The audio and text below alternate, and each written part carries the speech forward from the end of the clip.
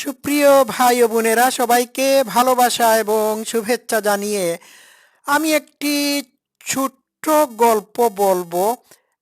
এই গল্পটি হচ্ছে গ্রিক ফিলোসোফার ডায়োজিনাসের। হ্যাঁ, তো আমি এটি পড়ে শোনাই, তারপর এটির ব্যাখ্যা বিশ্লেষণ করে শোনাবো আপনাদেরকে। এটা দেখা যায় কিনা। গল্পটির নাম হচ্ছে এ ড্রিঙ্কিং কাপ ওয়াজ টু লাক্সারিয়াস। ঠিক আছে, এটি এটি ৩ লাইনে বর্ণনা করা হয়েছে। ডায়োজিনাসের এই গল্পটি আমি আম, ইংলিশ থেকে পড়ে শোনাচ্ছি, তারপর আমি এটির অনুবাদ করব, তারপর এটির উপর আমি ব্যাখ্যা বিশ্লেষণ করব।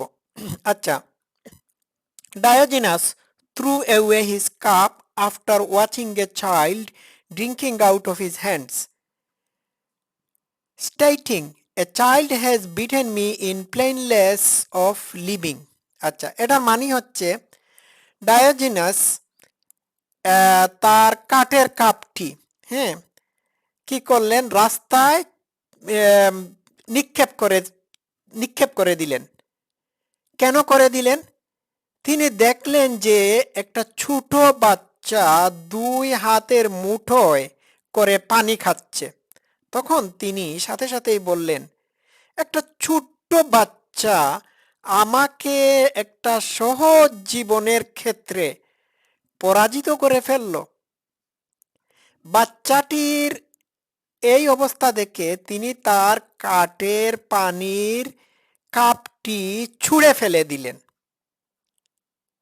তো এই গল্পটি খুব সিম্পল মনে হলে পরেও এটি থেকে বেশ কিছু জিনিস শিক্ষা গ্রহণ করা যায়। একটা ছোট বাচ্চা যদি গ্লাস ছাড়া হাতের মুঠোয় করে পানি পান করতে পারে, তাহলে একজন মানুষ একটা গ্লাস ছাড়া পানি পান করতে পারে। তাহলে বোঝা যাচ্ছে যে ডায়োজিনস এইখানে যে মেসেজটি দিচ্ছেন সেটি হলো যে আমরা পৃথিবীতে অনেক জিনিস ছাড়াই আমরা চলতে পারি। অনেক কিছুর আমাদের দরকারই পড়ে না, এগুলো আমরা এমনি এমনি ব্যবহার করে থাকি। তো আমি বলছি না যে আপনারা ডায়োজিনাসের মতো হয়ে যাবেন, এটি সম্ভব না, কিন্তু ডায়োজিনাস যে মেসেজটি, মোরাল মেসেজটি দিয়েছেন, এটি অত্যন্ত গুরুত্বপূর্ণ। উনি ওনার ব্যক্তি জীবনে এই ঘটনাটির এক্সাম্পল স্থাপন করেছেন এবং এটি স্থাপন করার মাধ্যমে একটা বিশেষ মেসেজ আমাদেরকে দিয়েছেন। মেসেজটা হলো যে তিনি যদি, একটা ছোট বাচ্চা যদি, হ্যাঁ, কোনো কাপ বা পান পাত্র বা গ্লাস ছাড়াই পানি পান করতে পারে, তাহলে তিনিও সেটি করতে পারেন। এবং এটি করতে গিয়ে তিনি তার পানির পাত্রটি রাস্তায় ছুঁড়ে ফেলে দিয়েছিলেন।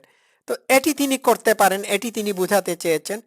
আর এই বোঝানোর মাধ্যমে আমরা যেটি বুঝতে পেরেছি যে অনেক জিনিস ছাড়াই আমরা চলতে পারি। তাহলে স্পষ্ট মেসেজ হলো যে আপনি অনেক জিনিস ছাড়াই চলতে পারেন।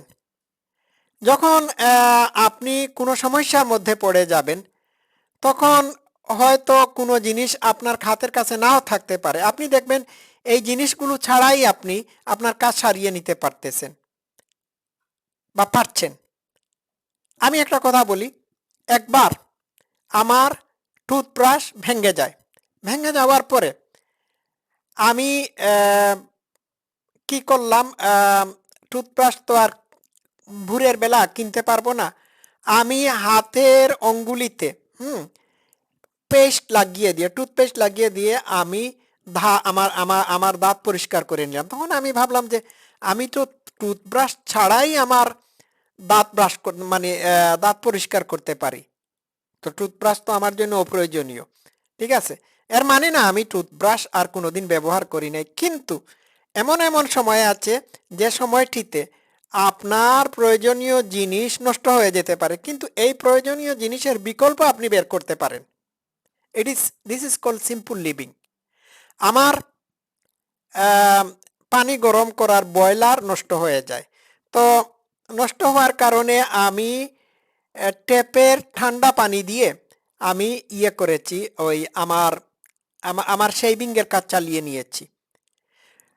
1 সপ্তাহ পরে যখন মানে বয়লার ফিক্স করা হলো, তখন আমি তখন থেকে আমি আর গরম পানি ব্যবহার করে আমি শেভ করি নাই। আমি এই গরমের দিনে সামার টাইমে আমি ঠান্ডা পানি দিয়েই শেভ করে আসতেছি। ওই যে আমার ওই ঘটনাটি আমাকে এটি মানে শিক্ষা দিয়েছে। ঠিক আছে।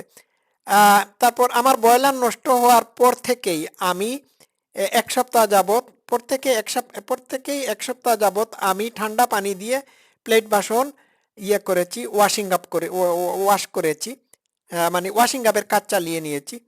সেই থেকে অদ্যাবধি আমি ঠান্ডা পানি দিয়ে আমি কি করি, আমার প্লেট বাসন আমি ওয়াশ করি। ঠিক আছে। ওয়াশিং আপের কাজ আমি ঠান্ডা পানি দিয়েই করে নেই। তো তাহলে দেখা যাচ্ছে যে পরিবেশের মুখামুখি হলে পরে অনেক জিনিস ছাড়াই আপনি চলতে পারেন। আর একবার যখন অনেক জিনিস ছাড়া আপনি চলতে পারবেন, তখন অনেক জিনিসের কোনো প্রয়োজনীয়তাই আপনার কাছে থাকবে না। তো আমার ওয়াশিং আপের ব্যাপারটি আপনারা প্র্যাকটিস করবেন না। এটি আমি শুধুমাত্র সামার টাইমের জন্য করে থাকি। ঠান্ডার দিন হলে পরে আমি ঠিকই হট ট্যাপ ওয়াটারের গরম পানি দিয়ে বা উষ্ণ পানি দিয়ে আমার শেভিং এবং ইয়ের কাজ চালিয়ে নেব, ওইটা কি ওই ওয়াশিং আপের কাজ চালিয়ে নেব।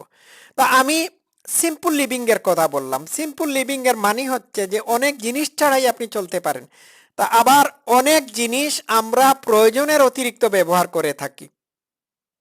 তো প্রয়োজনের অতিরিক্ত তো অনেক জিনিসের আমাদের কোনো দরকারই নেই। আপনার যখন এক এক জোড়া জুতার দরকার, সেই জায়গায় আপনার 2 জোড়া জুতার দরকার নাই। হুম।